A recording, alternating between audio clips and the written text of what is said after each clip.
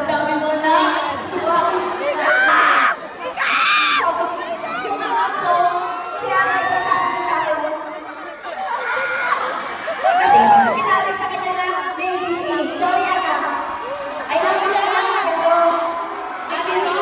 Ate Ro, kwento mo kasi sa Bini, kung sinasabi mo kay Shiloh, sabi na kanya, ano po? Ano po? ako ba ng story? Panoorin niyo yung interview niyo.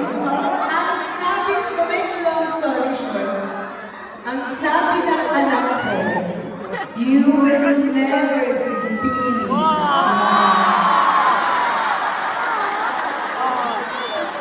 Kaya nag-concert kami.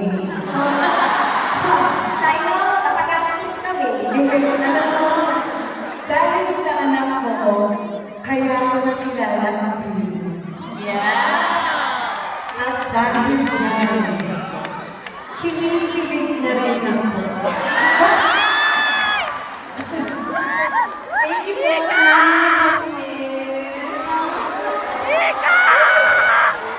Guys, hindi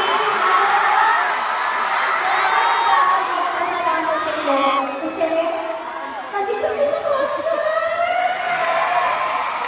Di po ako magpapakilala. Pasalamat. Thank you so much po.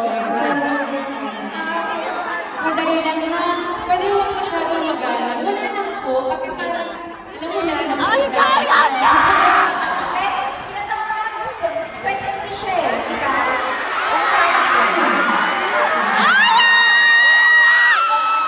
Dilim na daw po. Kasi naman, treat us as your big sisters. Sisters,